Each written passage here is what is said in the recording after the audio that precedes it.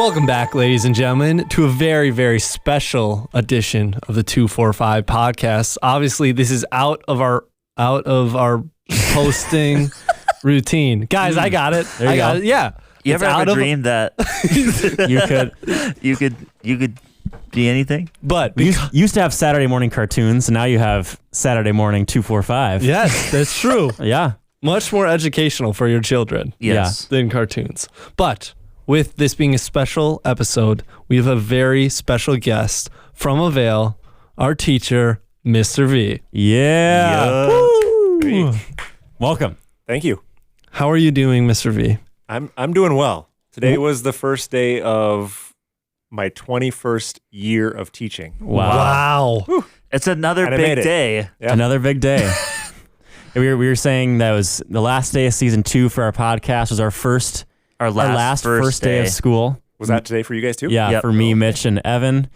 It was Joey's last day at his current Eagle Brook location. Mm-hmm. And he's starting a new job, new role at a different location. Different location. So just a big day all around. So, and then are you coaching volleyball too? For middle school. For middle school, yeah. Yeah. So was that today? Did that start today? It actually started last week, and whatever. There was reasons that we had to move the practice around. So I didn't actually have practice today, but I did have to wait around for my son's soccer practice. Oh, okay. Okay. Yeah. But this is pretty boring if you're going to talk about me and carpool. So I really want to talk about your family's car schedule. Yes. But I guess we don't have to if you don't want to. What do you want to start with, Joey? You want to start with... I think, wow. I can't get over the fact that you've been teaching for 21 years. That's what I've been thinking 21? about this whole time.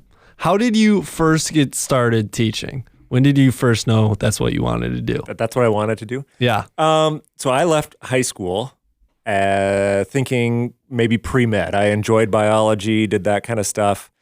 Went to Dort. That was what I declared a pre-med major. But honestly, I was terribly homesick.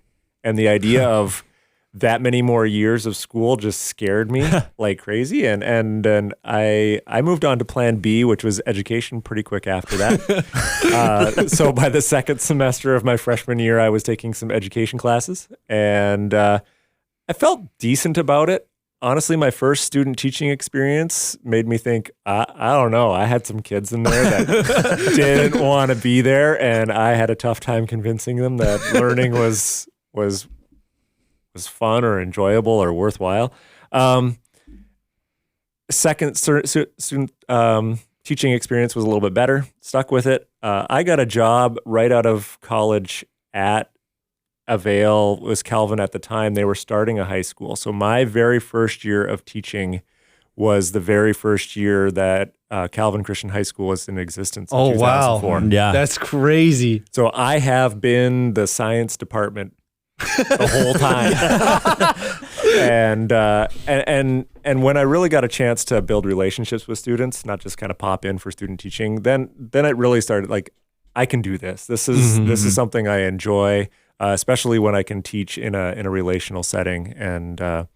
And yeah, 21 years later, still enjoying that very much so. So you were 22 or 23 when you started? I just turned 22. Wow. Dang. That's crazy. So you're not that much older. Well, I guess these are only freshmen at the high school. Yeah. At the So start. the very first year, there was only ninth graders. So Okay. there's a little bit of a gap. But Yeah. I had a moment earlier this week where I was dropping my second grader off at back to school night, and coming down the hall was one of my former students dropping off their kindergartner for their first day of kindergarten. Yeah. So we're getting close to full circling this thing, and that's a little scary. Yeah. Yeah, I've heard of a couple stories like that recently. Like I know one of the new teachers at Avail Blaine was a student in 2015, was in middle school.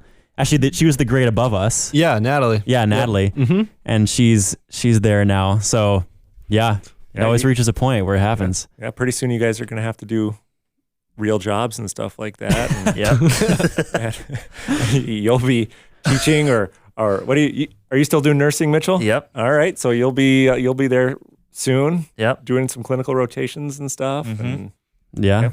Can you talk about what it was like when it was first launching, Calvin? What was that like? Like who was on, I know who was on staff at that point. Yeah, so Mr. Scott was there as language arts. Some of you might remember Mrs. DeVries. Yeah. She was the office admin resource person. And she was there till through our freshman year. Okay. Yep. And then there was the guy who was the first principal math teacher was Mr. Aaron Holtz. He's since retired. And then Mr. Kopendreyer. Yep. Which you guys, I think, had some contact with him. So that was pretty crazy. We only had a 9th grade class. And so like I taught some of my very first teaching experiences were there with other teachers, like seasoned teachers in the room because they had like nothing else to do because there's only one class that we were working with. Oh, yeah. That was a little bit intimidating. I remember moving to the Twin Cities and getting a haircut for the first day of school, and it was so expensive. I just fell out of the chair when she told me. So we went, my wife and I went straight to Target and got like hair clippers for the next round, right? Yeah. And so it was like October, needed a new haircut, and my wife thought, hey, they've got these over ear attachments. Let's try those out.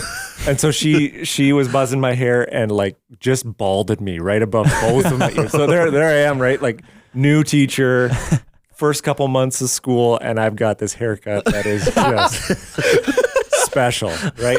And but like it's a good thing in some ways, maybe not a bad thing, because otherwise I'd be almost indiscernible from some of the students, because if you look back at some of those yearbooks from early on, pretty baby face, like honestly, I don't think I really started needing to shave until I was almost 30. So, but like 22 years old, I was I didn't look that much different than the 9th graders that we had. So wow. And how big was that class? So I think that class had 14 kids in it. Wow. So yeah, and we added from there. But yeah, that was a pretty interesting first year. We ended that year by going on a canoe trip. Yep. Hey. A thing to do to kind of bring the kids something special for the end of the year. There's no graduation for that year, so we went up north, did a canoe trip early June, and as I think about it now, kind of crazy, right? I was the one that had probably the most camping experience. Mm-hmm. So there I was as a 22-year-old organizing an entire school. It was still not a huge group of people, but a decent group of people with teachers and other stuff. And yeah, we were out in there, and it started storming, and it was interesting. I mean, in some ways, I knew nothing different, so I kind of rolled off my back. But as I think back on it, I'm like, wow, that was. I don't know if I was one of those older teachers, like, are you sure this guy's got it? I'm not sure. Is this the trip of the story that you told at this last year's Avail graduation with you and Mr. Scott getting lost? Yeah, we got lost in the. I think it was that year we got lost hanging the bear bag, and it was pretty dark. And I told Mr. Scott, you stay there. And I'm gonna see if this is the path that will bring us back. And I started walking and heard something behind me, and I turned around and thought maybe this is a bear, but it was just Mr. Scott who didn't stay where I told him to stay. Oh no! But we ended up finding the camp back. But that was that year. Yeah. Yep. So I remember you saying at graduation this last year, you're like, and I turned around and I met myself eye to eye. You think you're gonna say with a bear? Like you said, with Mr. Scott. Mr. Scott. Of course, everyone bursts out laughing. Yeah, it's scarier. That's scarier than a bear. Wow. I don't think he listens to the podcast, but if I do, my apologies, Mr. Scott. Well, you told it to all the people at graduation. Yeah, so they know. They know. So what the canoe trip has been something that's been happening since that first one, right? Yeah, with COVID years and going every other year type stuff, we've had different elements. But this year was supposed to have a canoe trip, but we got blasted with just unbelievable storms the day before we were supposed to go out on the river, and then the next day was very windy. So we decided to pull the plug on that and do something different last minute. But yeah, I was supposed to have canoe this year, and you guys were one of the last groups that got to go on the think Arkansas. we You were the last ones to go on the Arkansas trip, and Micah was a model canoeist, except for his canoe got jammed, and I had to help that out. I remember that. I don't like. There was a moment where I thought we had to leave the canoe there because it was so It was jammed. so- against the tree. It was just heavy because the water was rushing in Yeah. and rushing on the other side. That was me and Adele there. And we almost made it the whole trip. Yep. And then Mitchell, I remember just having to pick up his sweater the whole time. I think I remember that sweater like 4 times. Like, whose sweater is it? Mitchell's, right? It's okay. His mom's not here to pick up after him. So I was just like, that thing was soaked, and I was just like, I was not using it at all. I was just trying to ditch that thing. Some things have not changed. came back. Yeah. And, Joey had a great first day, and then he got so sick that it wasn't even enjoyable for him. Yeah. It was. I think it was more miserable for Ben, who I was sleeping next to, because he said at one point he was looking me right in the eyes, and I just sneezed. Just sneezed on his face. Yeah, because I got so sick. What are some of the craziest things that have happened on canoe trips? Like how PG is this podcast? I don't. I'm maybe a little bit like Mr. Scott. I'm not a big podcast person, so I haven't heard all these different things. I give it a PG-13. Yeah, we're PG-13. Yeah. We're good. All right. Yeah. Just we'll see what happens. Let's see. First time we were going down that trip. I was talking to the guys that were down there for the rental company. Like, I can't go down there and check it out if it's all the way to Arkansas. And we had to do Arkansas because we were trying to pair it with the Washington D.C. trip. Mm-hmm. And so you had to go early enough in the year, avoid graduation. So we were doing that, and the outfitter just kept on saying, "Oh yeah, it's a nice easy float from this location to this location. It's nice easy float, nice easy float." That's the language. So I'm picturing like this is going to be no problem, right? Yeah. And we get like half an hour in, and we're hitting some rapids, and canoes are flipping, and I'm going, this is more than I bargained for. So we made it through that first day, but I remember somebody tipping their canoe, and I was usually in the back, kind of picking up the pieces, and so I beached my canoe on this one incident, and I kind of ran over this island, and I remember this stick kind of getting stuck up by the heel of my foot. Oh, and just kind of jamming and just kind of making a little bit of a scratch mark and a little indentation and stuff like that. And I didn't think much of it in the moment. And then got to the night, and I was kind of reflecting on that moment. I'm like, we're in Arkansas. There's cottonmouths. There's some other types of snakes here, and I'm not sure that stick was actually a snake. So I looked at it, and I couldn't really tell. Like the mark on my heel was a little bit suspicious. So I remember going over to Mr. Scott and saying, "I don't think this is a snake bite, but in case I start behaving funny or like I don't wake up in the morning, just know that this happened to me." It turned out being totally fine, but I was a little bit like, ooh, because like Minnesota, like it's cold for so many months of the year. It's a tough place to live, but we don't have poisonous snakes, and I'm very grateful for that. And so going down to Arkansas, I was a little bit nervous about that reality and that incident. So that's not like the PG story, but I did have one year because the snakes kind of set the stage for this one. You know, we always tell students, once we go to bed, I don't want you guys out at night, out of your tents, right? We don't want tomfoolery and that kind of stuff going on. And then I kind of lay it on a little heavy about the snakes and stuff, so that like, we never have any issue with students like taken off into the woods or being where they're not supposed to, because everybody is so scared that they're going to get like bit by snakes if they just wander into the woods. So there's this one morning where waking people up, and we had to get on the river and get going, and this one tent isn't really waking up. So I unzip the vestibule of the tent, kind of that area just outside the tent. Yeah. And there waiting for me is poop. Like there was a student, I think, nobody would fess up to it in that tent. but there was a student, I think, that was so scared to go into the woods that they just got just outside of their tent and did their business. And I was just like, guys, this is disgusting. Who did this? Like, you gotta get rid of this. And nobody would fess up. And I was, Oh my goodness. so I just stacked a whole bunch of rocks over top of it to try to clean it up. But yeah, that was so gross. But I like, so that's the con side of kind of laying heavy on the snakes. Yeah, I guess so. So scared they won't even go off to go to the bathroom if they have to. But. That is so funny. So my mom, she taught at a school with some kids that they would send up kids from the city and they would teach them there. And she did the same thing with those kids because they were prone to run away. Sure. And she would talk about the ticks. And be like, if you get a tick, you are going to die. Their other one was, don't wear brown because a hunter will think you're deer and shoot you. And that just reminded me of that story of, they just stretch the truth a little bit to keep the kids around. So that's hilarious.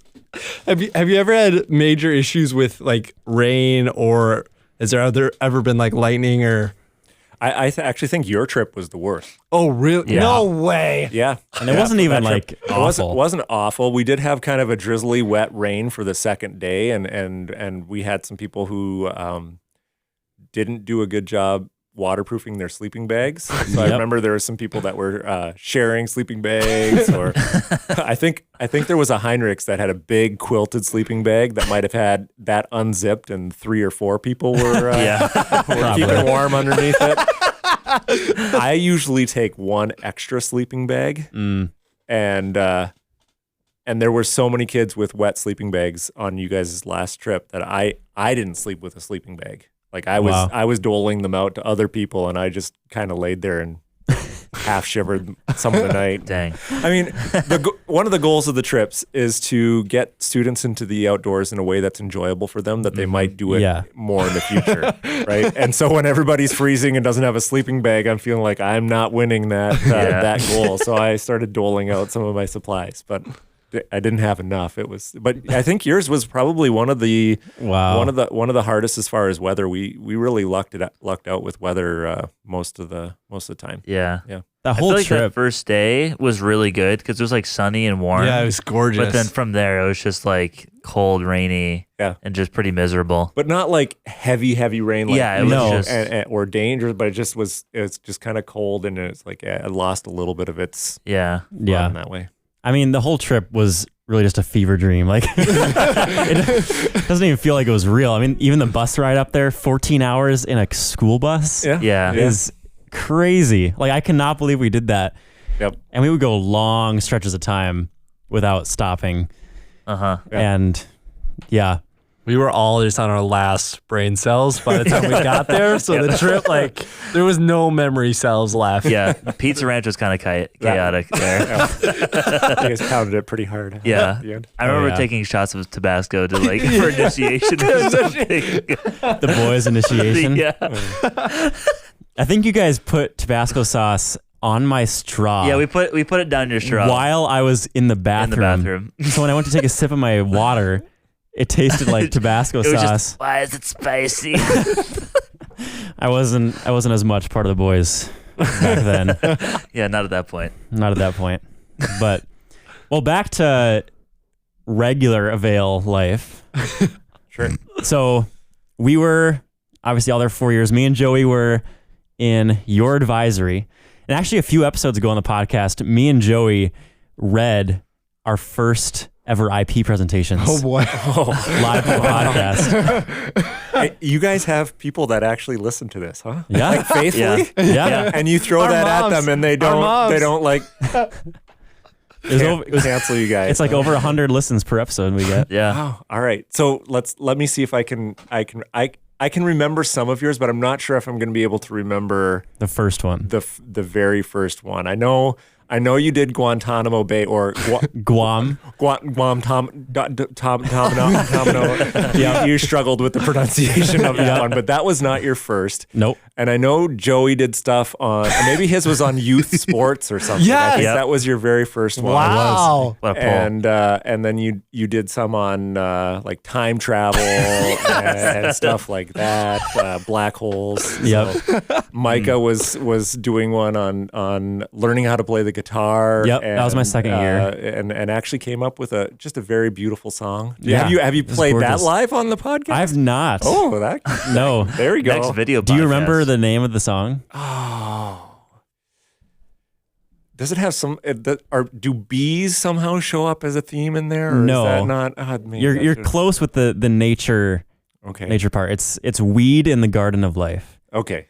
Yeah. Okay. Yeah. I mean I remember seeing pictures or like video of it, like you playing it out on like some sort of old play structure. In your I made like a backyard and documentary stuff of how I made it. My Yep. first one was internet addiction. All right. And we talked about this in the podcast. But remember how you kind of roasted me after for not ever defining what internet addiction was in the presentation. Okay. Like I didn't- I am prone to just kind of harp on things for a little while. I Yeah. think. So, because I defined what addiction was. Yep. And then I just kind of talked about a bunch of stuff with the internet. I didn't The really talk internet. about what internet addiction was. But yeah, that was a wild time. Do you have what are your memories from our advisory specifically? We'll talk about our class later, but like from our advisory in any of those 4 years that me and Joey were there, what are some key moments?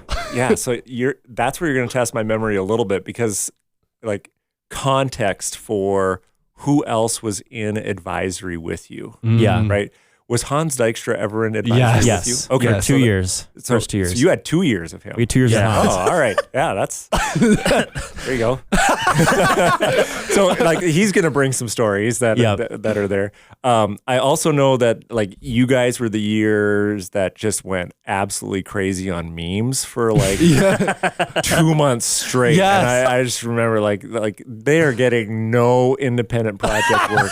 And like Yeah. and there's even memes about that. Like Mr. V says, and like it's the classic one of the car hitting the exit ramp, right? Like Mr. V says, work on your SIP or work on your independent projects, and like the advisory name is listed on top of the car, and it's hitting the exit. Like, nope, Do create memes.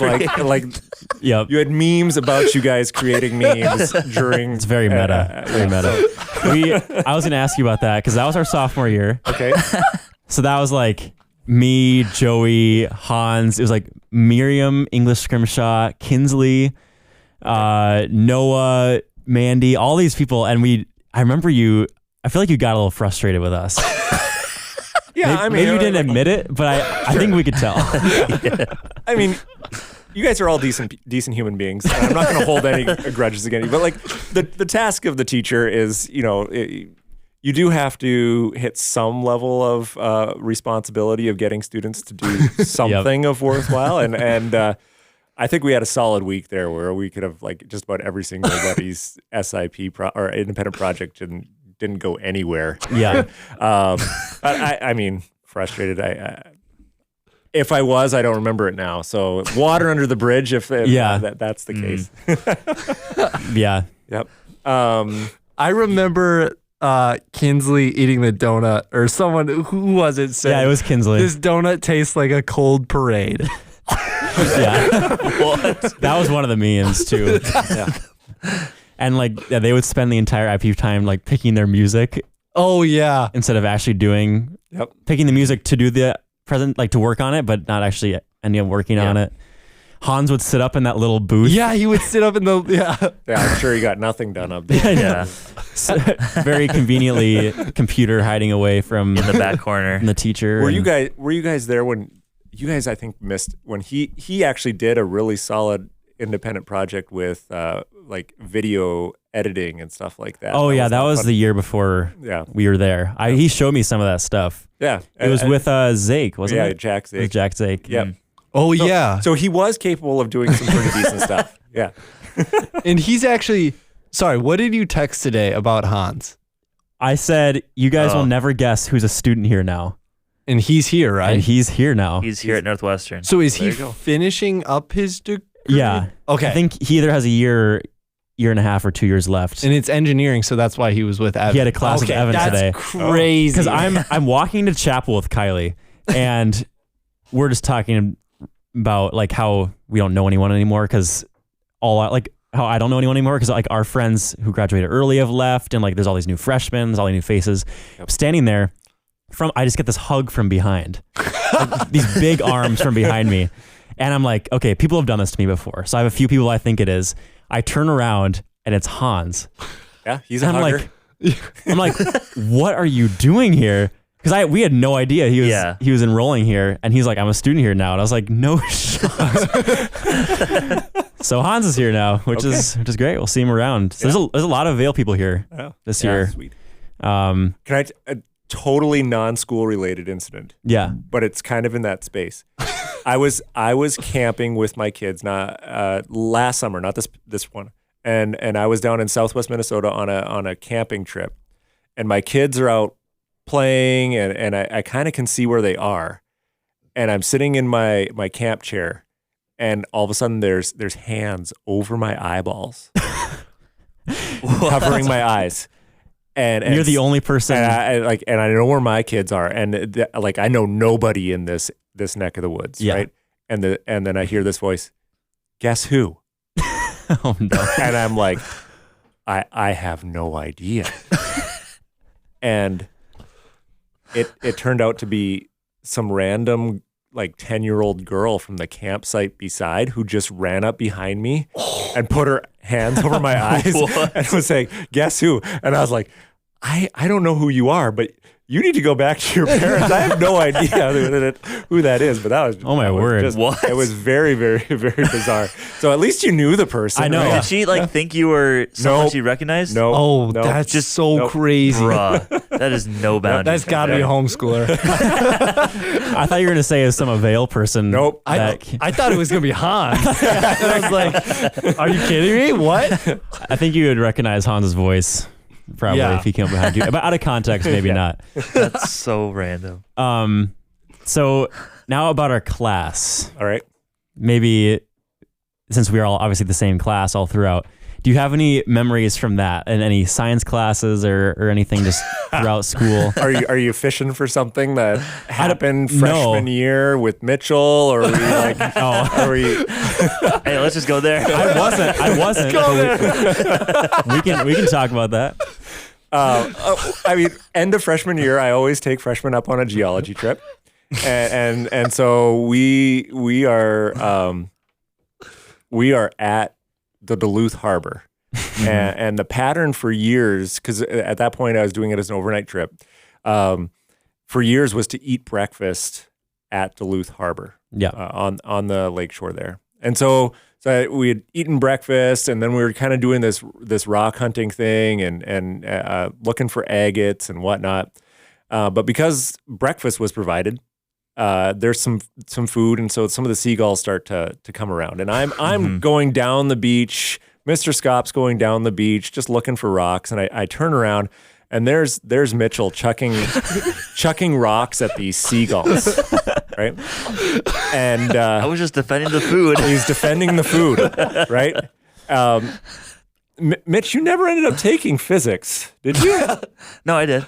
Like upper level physics? Yeah, I took AP Physics. You took AP Physics? Yeah. All right, so later on, Mitchell learns about parabolic motion. Yeah, but freshman Mitchell didn't know that things move in this parabolic motion. Yes. Maybe he should have known what comes up, must come down. That seemed common sense to me, but I am seeing these rocks missing seagulls and landing by complete strangers to our group, not that far away. And I just start yelling and running and yelling, Mitchell, you gotta stop. Like, what? I'm just defending the rocks are just about hitting these random tourists or whatever, old people walking down the boardwalk, whatever. So anyways, that was. You learned?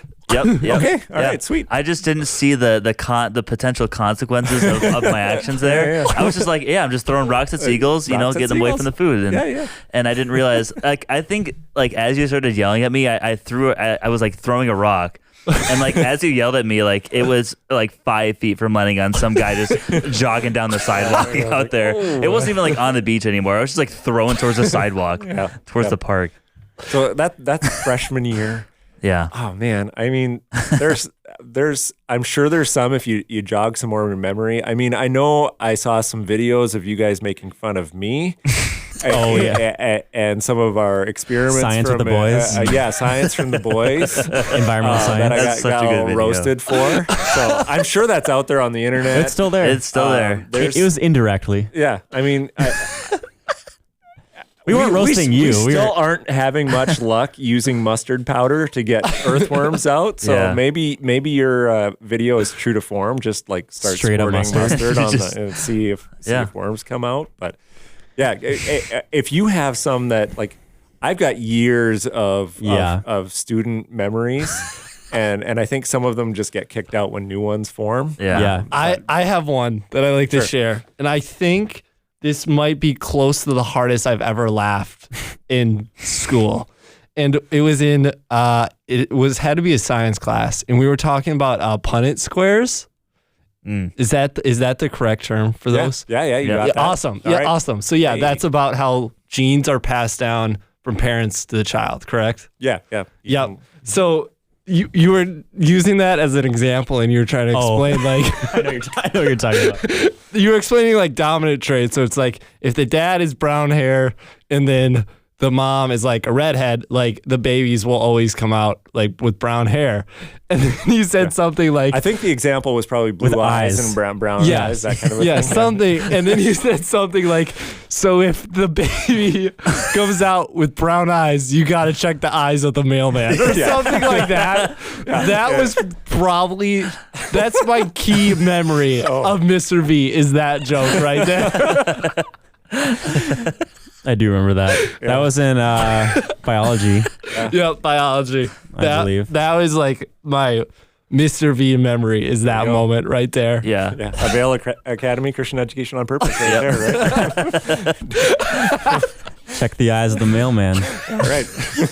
I feel like you mentioned something about like my traits too. Is like if you're blonde and have blue eyes, you probably have a really good chance of having cancer or something. Probably. Yeah, you got some pretty pale skin there, Mitchell. Like, wear that sunscreen. Yeah. I was like, dang, don't get me scared now. He's in fear and it's Those since then. That's life-saving advice, though, right? Like, I poop in a tent now. Wow. Mr. V, what are some of your favorite classes to teach, like environmental science, like classes like that, not like grade levels? Yeah. So, I mean, you said one, environmental science I really enjoy just because we get to go outside. I get to take students outside so often. So that one's right up there. And it also acts as a capstone course for Avail students. And so by that time, I've established a really good relationship and rapport.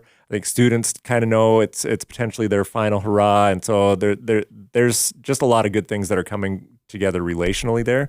But then just content-wise, I love being out in God's creation.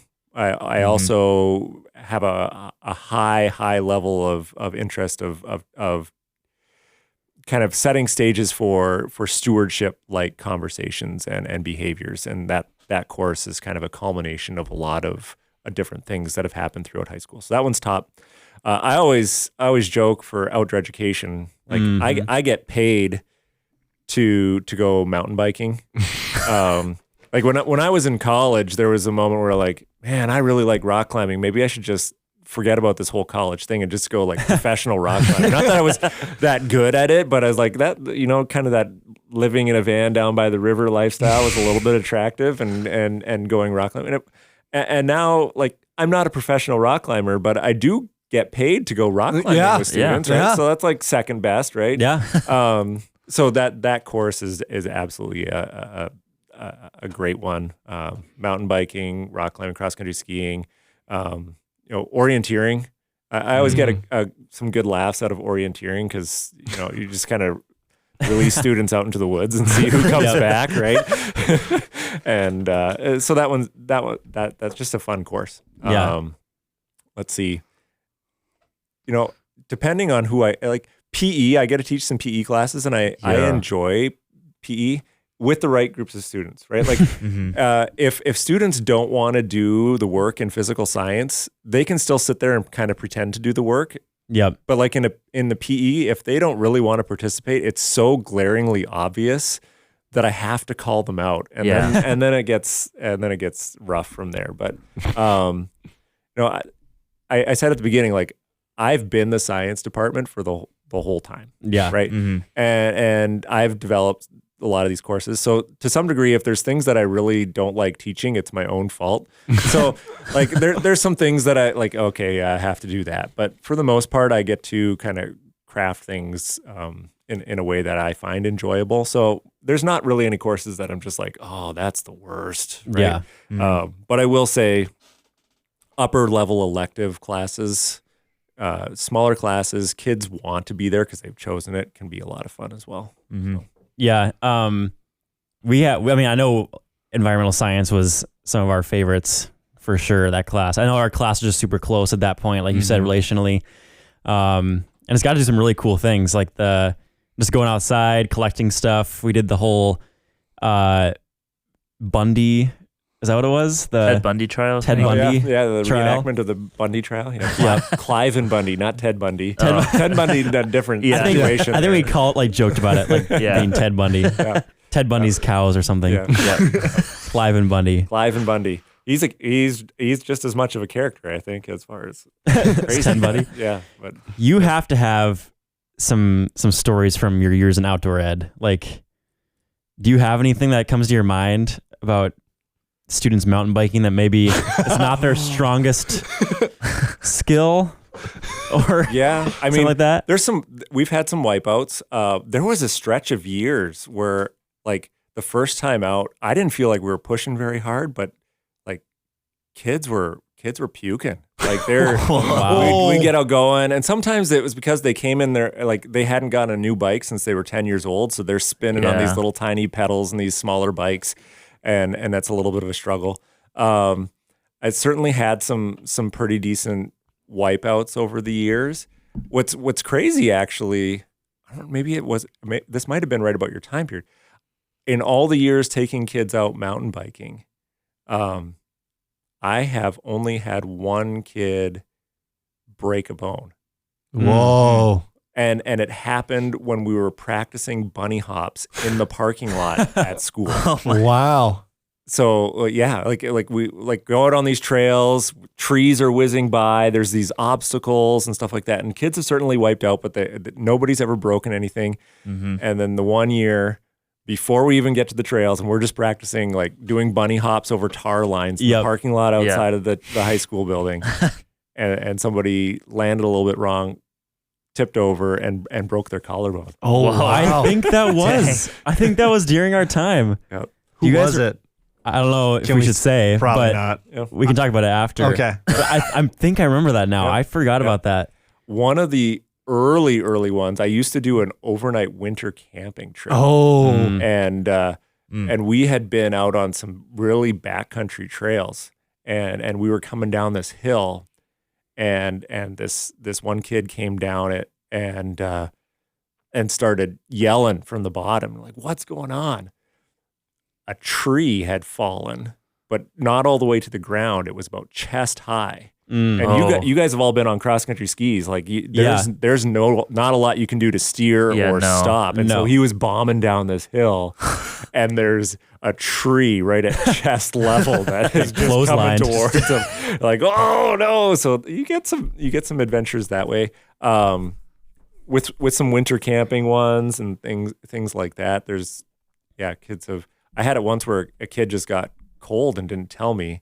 And just wandered off to the lodge, and like, where's this guy? Yeah, what's going on? So we all went, like, everybody was a little bit chilly. We went over that direction, and there he was warming himself up by the fireplace. I'm like, oh, thanks for telling me that. Like, you gotta got to communicate a little bit. Yeah. But yeah. Well, I'm sure there's lots of other stories, but sometimes it works better when you know the name, and I'm not sure I should name drop all of these. That's probably a good idea. I got 2 more questions I'm thinking of before we present our very, very intelligent, scientific, Groundbreaking. Oh yes, ideas All right. to like save the world. 2 questions. First one is, so you've done graduation speeches a few times, and I just wanted to hear what your thoughts are on that. Like when you get asked, like, is that something that you're super excited about, or is it you've done it so many times that it now just feels like routine? Not quite routine. I mean, like when I stand in front of the classroom and teach, that's a different type of presenting, right? Like even this is just talking. Mm-hmm. When you're asked to give a graduation speech, I think that there's an expectation of being a little bit more thoughtful and intentional, crafting things well. Every year they choose a different graduation verse, and so that gets me spinning in different directions. Mm-hmm. The first couple times when I did it, I like super nervous, right? Like that. People say, "Oh, you're up in front of classroom all the time." That's a different type of being up in front of people. So I have gotten more comfortable with it. And for those of you who have done like large in front type of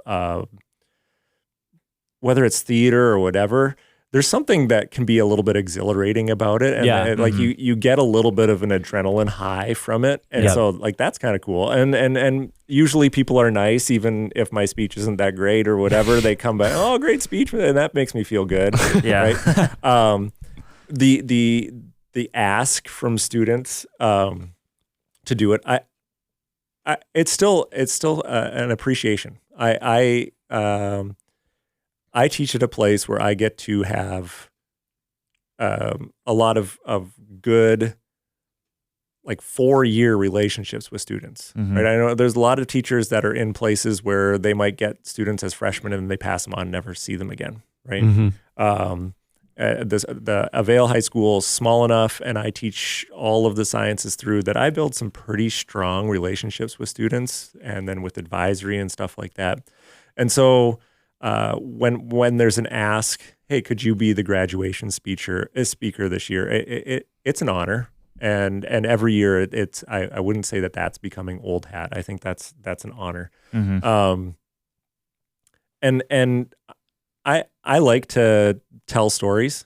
You guys got to hear lots of stories. Oh yeah. Stories about growing up in a farm in Alberta and all sorts of things like that. And so it's an opportunity to tell stories and make people laugh, but also think a little bit about what God wants for us in our lives, and to bless seniors on their way. I'm not going to pretend that you guys remember anything that I ever said to you in graduation speech. I don't even know if I spoke for your class or not. No, you didn't. You probably didn't. It was Mr. Clemens. Mr. Clemens. But yeah, it feels really important, and you want to bless that space. The reality is that most people don't remember anything their graduation speakers ever give. So there's a little bit of saving grace there too, right? Yeah. Nice.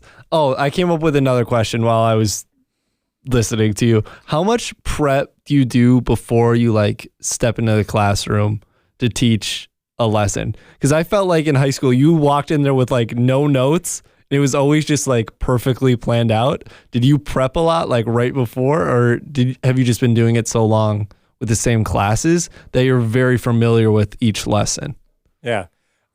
It's now probably more the second. Okay. I used to do a little, quite a bit more prep, but I even would qualify that. Like I really need to feel things out. Like, if I'm not somebody that's going to have 10 weeks worth of lessons totally planned out. This is how it's going to be done. All the way till the end of the semester. Like I need to get some feedback from students. Are they picking it up? How are their assessments doing? That type of stuff. And we might need to revisit some things. But as far as like being able to just step into a classroom and deliver a lecture, if like some of that science stuff gets pretty technical and pretty involved.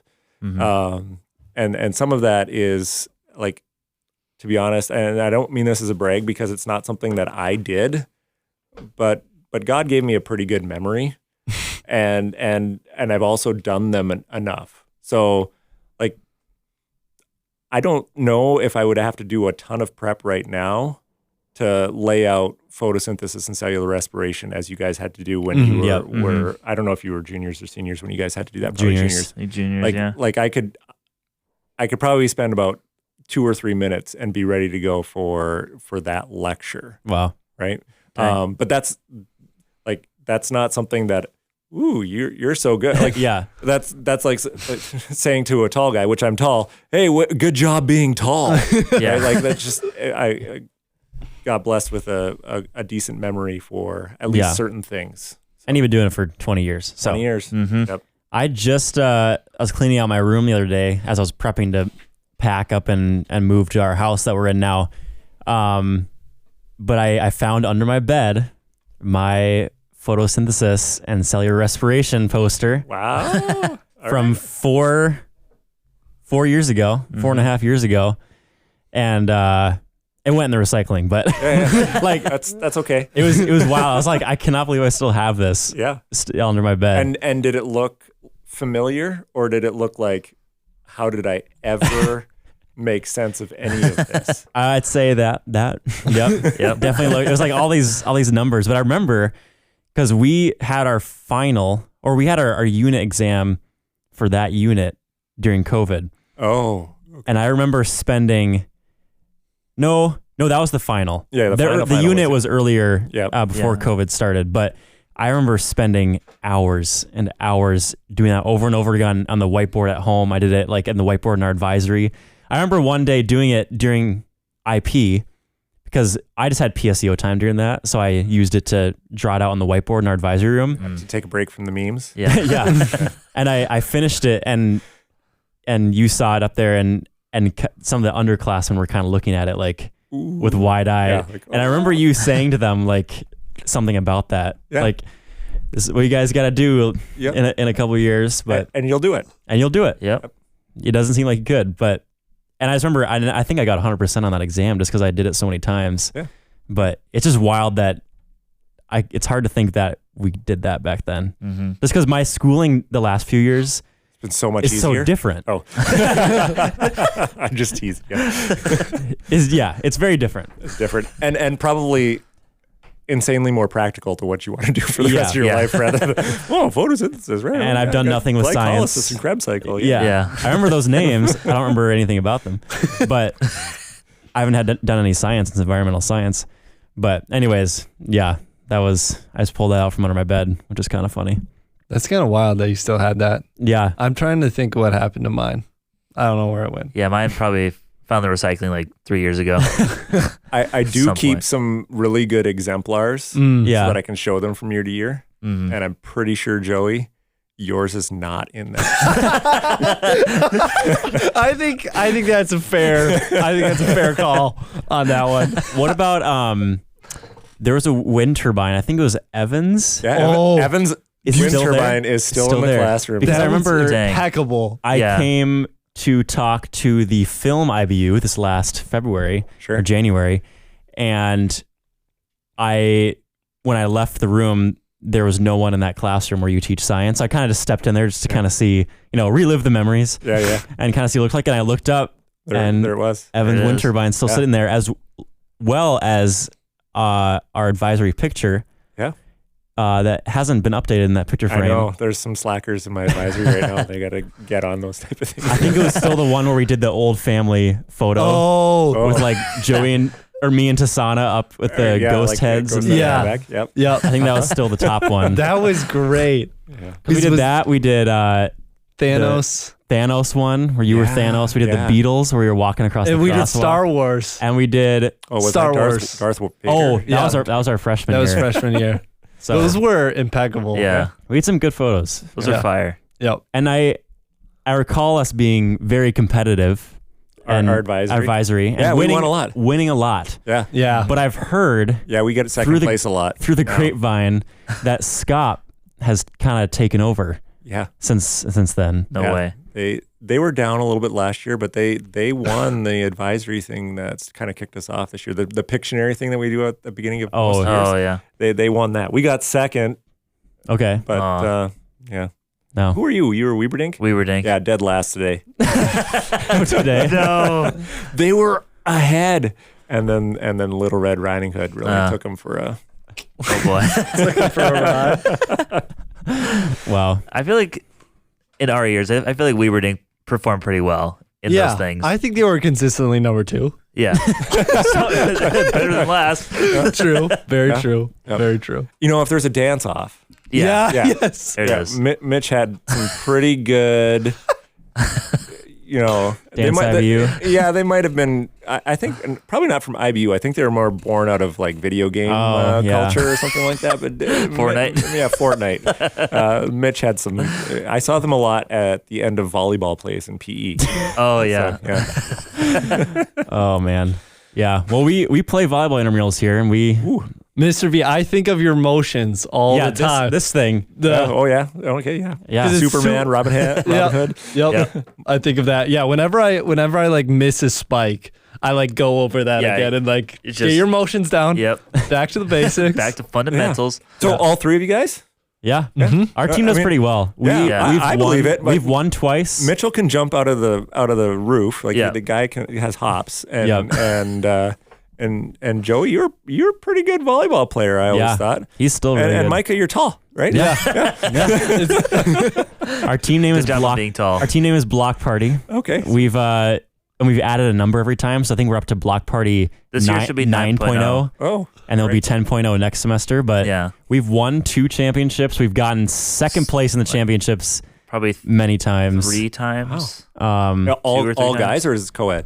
Co-ed. Co-ed. All right. You have to have a few girls. So yeah, 3 of us You and get a few to of have our a few friends. girls. Yeah. Get You, to. you get to have a few girls. No, we need them. Yeah. we need do. 'em. Yeah. We need setters. Because they're all a lot of them played volleyball in high Sure. school. Yep. So Yeah. Fundamentally, they're probably better than you, right? Oh, yeah. Oh yeah. That's the great thing about volleyball is it balances out. Yeah. Yeah. Yeah. Yep. Okay, I have one more question before we get to the Oh yeah. bad side. No, I mean, excuse me, great science. So what you've all ideas. been waiting for. Great moments in scientific history. So I remember in gym class for badminton, you said You still don't even say it right, hey? badminton, Yeah, Badminton. it's got an N and a T in it. badminton, Yeah, badminton. Mittens. Minton. whatever. Yeah, bad mittens. Go to the corner. Bad. Anyways, I heard you say that you have never lost a match in the United States. and then I lost to your brother. okay, I thought he was Oh. full of it. Jake came home bragging, saying, "Yeah, I beat Mr. V." Yeah, and I said, "There's no possible way." Yeah, we were playing on a kind of a funny lined court, so it's a little bit smaller than it So should it's have the been. court's fault. And I was kind of like, I got up and then I was like, okay, I'll sandbag it a little bit, and then I kept on making stupid mistakes, and the guy beat me. He totally beat me. No way. And Wow. like I can offer excuses, but he beat me. He's the first one that did it. Wow. Yeah. Fair and Is that- square. I cannot say that anymore. Yes, I know. And I'm like, this I is know. the end of an era. And, I'm almost mad at him. And honestly, he is by far not the best badminton player. That's what I was I've ever thinking. played, but he got me and he beat me and Yeah. Wow. I shook his hand and said, "No, All right. I was disappointed, but he beat me." So Good work. so there's an asterisk to that now. Yeah. Okay. I had to double check because I literally thought he was just making that up. I'm like, Jake, there's no possible way. Yeah.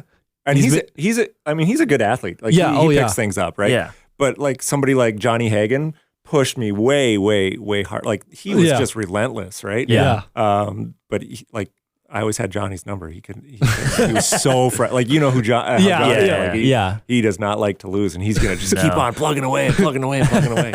So Yeah. Yeah. He's here now too. He took a gap year and is Oh, yeah. I've Oh, seen- started here too. oh, Yeah. okay, cool. Yeah. Yeah, fun. So a lot of Vail people.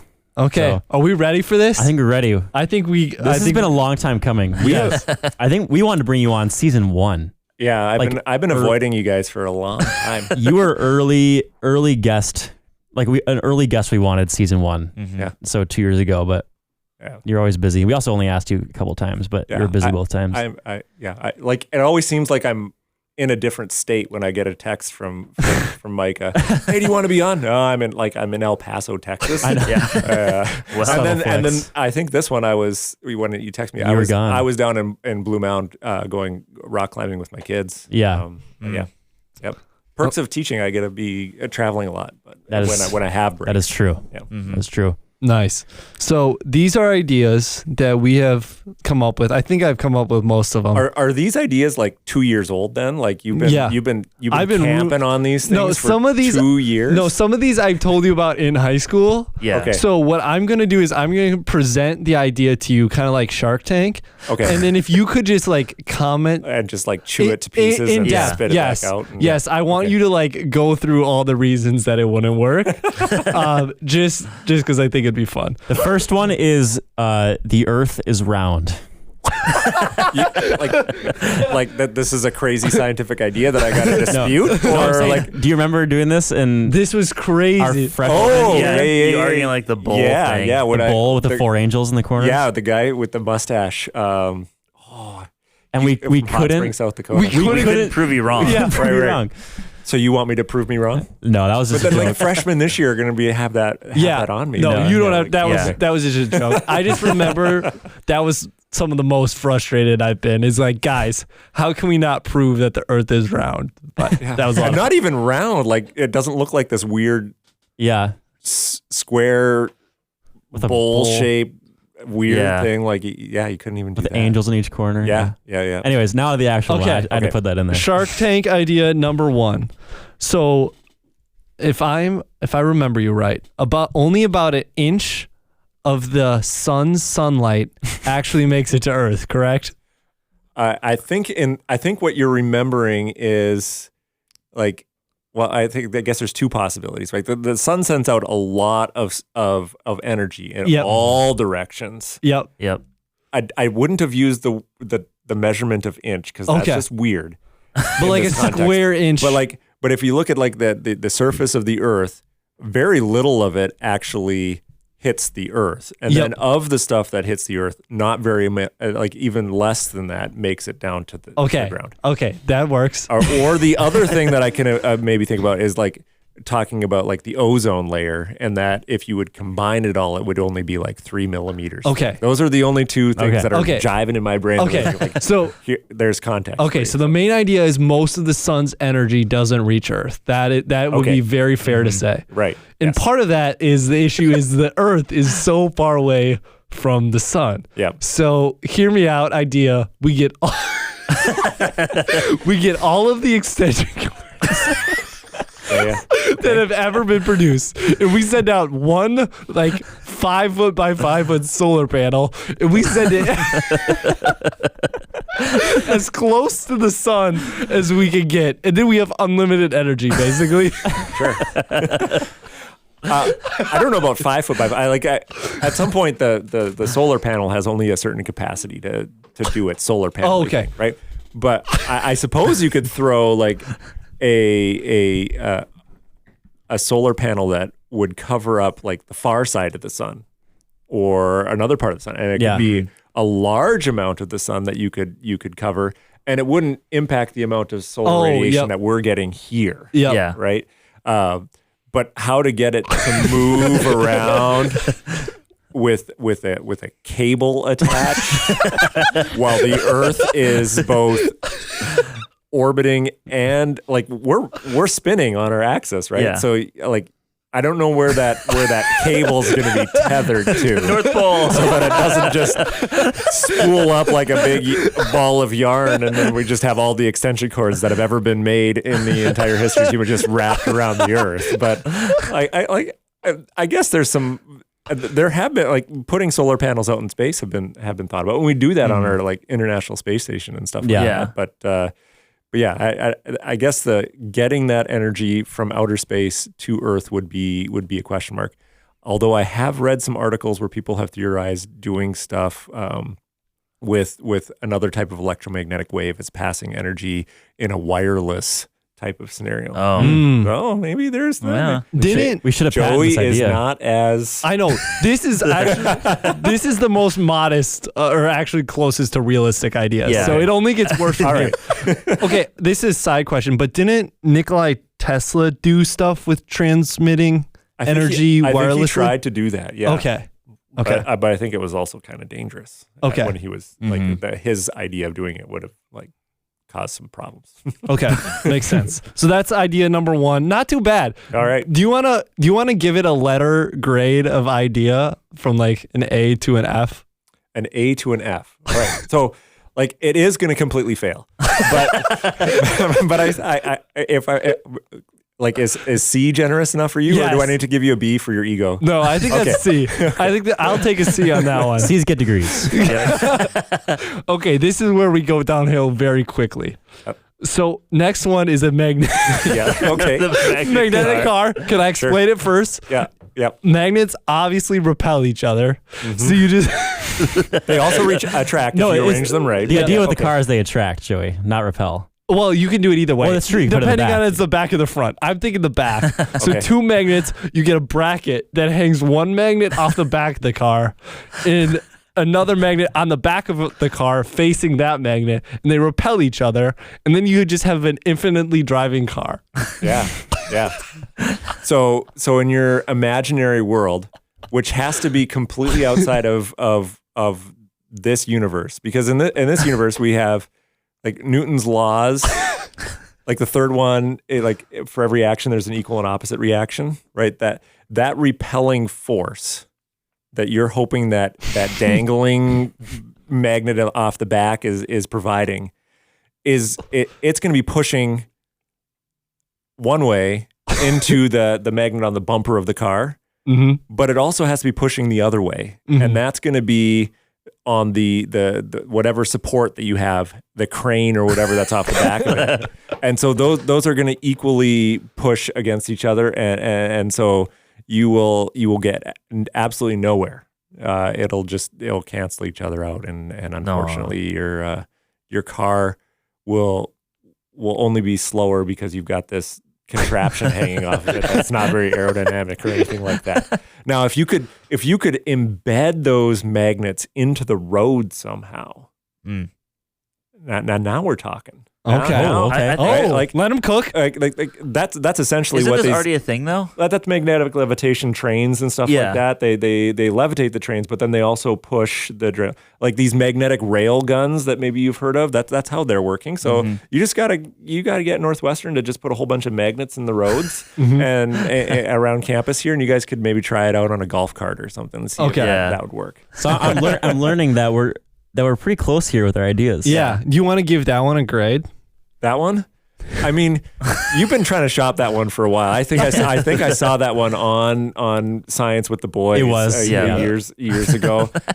It was a bad idea then, and it's still a bad idea. Like you haven't developed it at all. You've had like 3 years, and it's still just.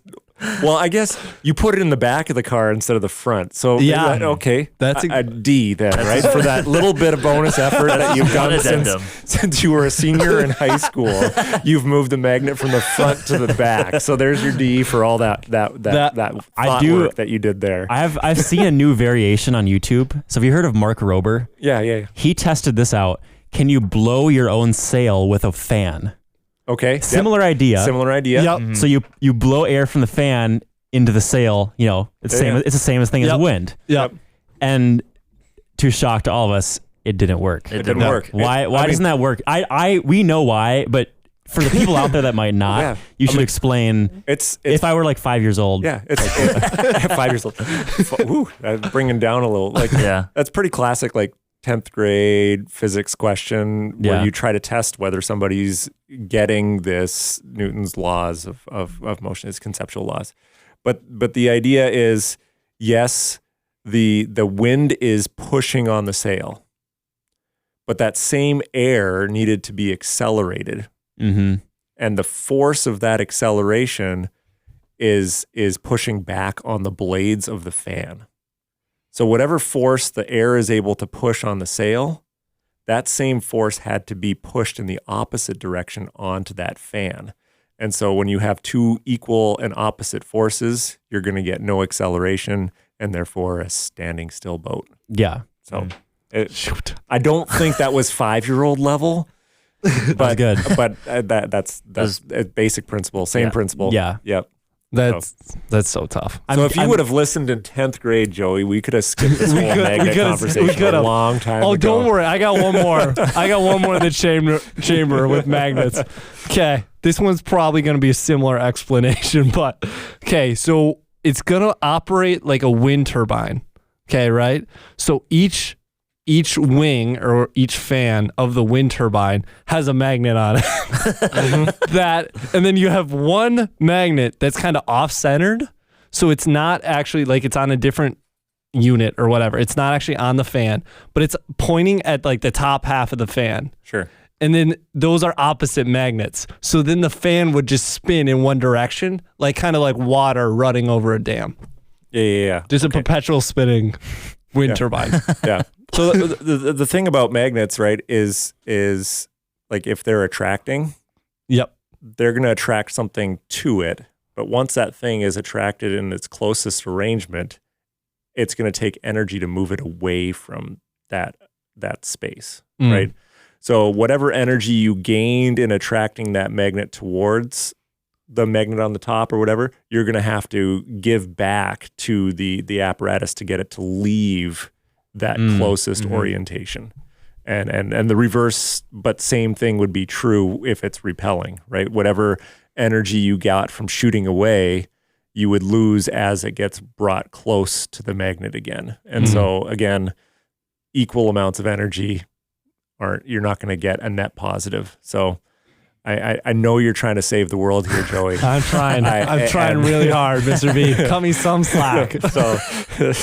So you can have like some bonus good guy points for like, I'm trying to solve the energies, like the world's energy crisis without using fossil fuels and stuff like that. But sorry, man. Can I get a C on that one, do you think? C, yes. C because he cares. Yes. Right? C because he cares. Okay. Last one that I have. I don't know if the guys have any, but nope. I'll be honest.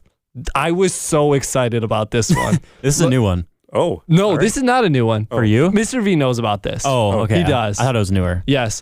But I came up with this idea when we were doing the mussel project. Okay.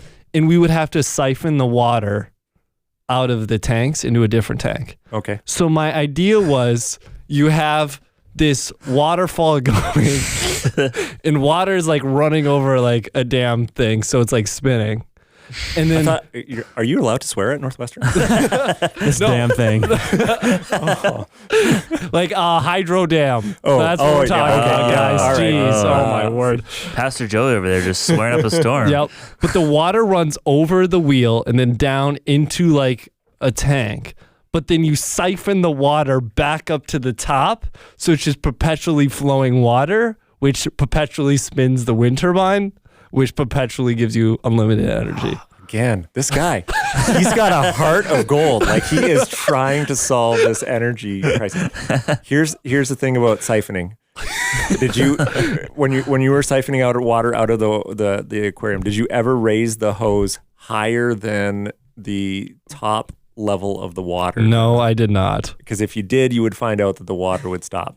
Yeah. Like it only only goes down. Yeah, gravity's our friend when siphoning, and it's also our enemy if we're trying to siphon uphill. So it just won't work. So you can you're like, well, then how does the pop get to my mouth when I'm drinking? That you have to provide energy there, right? Like that's something other than the siphon. So yeah. Just have like a conveyor belt. It's running the water up, like an assembly line, buckets. That was one of my favorite units that we did, was talking about like energy. And I just remember the different ways that people will like try to use it instead of batteries. Cause there's a lot of damaging chemicals and materials that are used for batteries. I think my favorite one was the giant stones that they use as batteries that they had they had in a chamber. I think they were magnetic so that they would float, kind of. And they were these super big stones that you would spin very fast. Oh, you'd sure. like power a flywheel. Yeah. Yep. Yeah, I think I forget what the video. I usually have students watch that when I do the geology trip with ninth graders. So I leave you guys something. But yeah, there's lots of cool ideas. But yeah, that one, I think the basic premise is that you just get this wheel spinning super fast, but it's large and it can be levitated with magnets, but it's spinning really fast. And so you just get it going and there's very little friction on it. And then, so you'll get that going with sunlight or wind turbines or whatever. And then when the wind or the sun isn't shining and the wind's not blowing, you can take some of the energy off that flywheel. So there's some really fun ideas out there that I don't know if they'll ever become economically feasible, but they're certainly cool. There's some possibilities. Mm-hmm.